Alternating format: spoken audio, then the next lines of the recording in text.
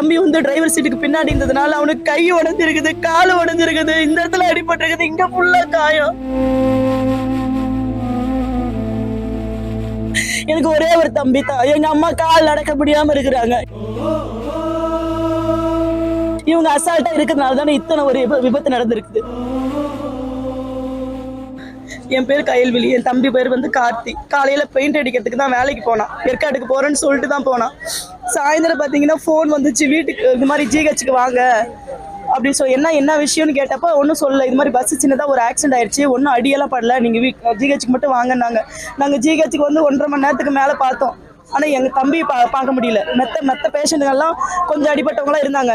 என் தம்பி கிட்டத்தட்ட ஒரு 1.5 மணி நேரம் வரைக்குமே வரல. அதுக்கப்புறம் பார்த்தீங்கன்னா உயிரே இல்லை, அங்கேயே ஸ்பாட் அவுட்னு சொல்லிட்டு கொண்டு வந்தாங்க. இவ்வளவு பேர் வேலை செஞ்சு அந்த பஸ்ல தான் வராங்க. எப்படி இந்த பஸ் நிர்வாகம் வந்து இவ்வளவு அஜாக்கிரதையா இருந்துச்சு? எத்தனை பேர் உயிர் போயிருக்குது, எத்தனை பேர் அடிபட்டு உள்ள கிடக்குறாங்க, இன்னும் அதுல எத்தனை பேருக்கு முடியாம இருக்குன்னு தெரியல. இவ்வளவு அஜாக்கிரதையா ஒரு பஸ் நிறுவனம் எப்படி இருக்கும்?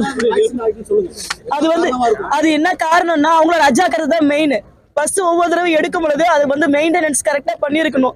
எப்படி பிரேக் டவுன் ஆகும்? இவ்வளவு ஒரு ஹில் ஸ்டேஷன்ல வண்டி ஓட்டும் பொழுது அவங்க எவ்வளவு ஜாக்கிரதையா வண்டி ஓட்டணும். நம்ம கீழே வண்டி ஓட்டும் பொழுதே ஜாக்கிரதையா வண்டி ஓட்டணும். இதுல ஹில் ஸ்டேஷன் போது இன்னும் 10 மடங்கு அவங்க கவனமா இருக்கணும். எவ்வளவு வந்து எல்லாம் ஏழை மக்கள் தான் அதுல பிரயாணம் பண்ணுவாங்க. எல்லாமே கூலி வேலைக்கு போறவங்க. கரெக்டா அந்த பஸ் தான் கூலி வேலைக்கு போறவங்களுக்கு எல்லாம் அது ஏத்த பஸ்ஸா இருந்ததுனால அதுலதான் ஏறி வருவாங்களாம்.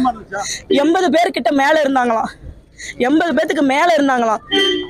நிக்கிறதுக்கு இடம் இல்லையா. என் தம்பி வந்து டிரைவர் சீட்டுக்கு பின்னாடி இருந்ததுனால அவனுக்கு கை உடைஞ்சிருக்குது, கால் உடைஞ்சிருக்குது, இந்த இடத்துல அடிபட்டிருக்குது, இங்க ஃபுல்லா காயம், நிறைய டேமேஜ் ஆயிருக்குது. வயசு 36 தான் ஆகுது, இந்த கல்யாணம் கூட ஆகல. காலையில என்ன சொல்லிட்டு போனா, இதே எங்க வீட்டுக்காரு முடி கட் பண்றதுக்கு வந்தான்.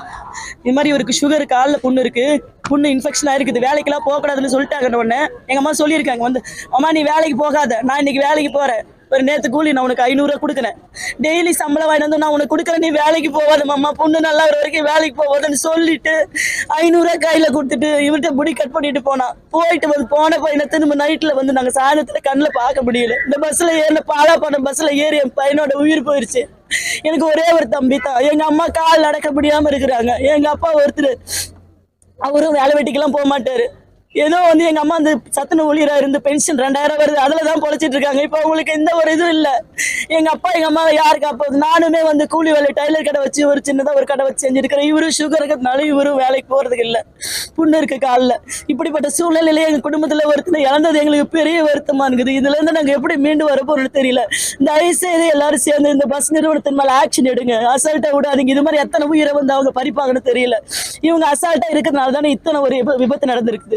ஒரு சின்ன பையன், என் தம்பி கூட உட்காந்து சின்ன பையன், 10 வயசு கூட இருக்காது, அந்த பையன் இறந்துருக்கணும். பார்க்கும் போது மனசு அப்படி கொதிக்குது. தயவு செய்து எல்லாம் சேர்ந்து பத்திரிகை நிறுவனம் எல்லாம் சேர்ந்து இந்த பஸ் கம்பெனி மேல ஆக்ஷன் எடுக்கிறதுக்கு உதவி செய்யுங்க. அசால்ட்டா விட்டுறாதீங்க. எங்களை மாதிரி ஏழை குடும்பத்துக்கு உதவி செய்யுங்க. என் பேரு கயல்விழி, நான் அவனோட அக்கா.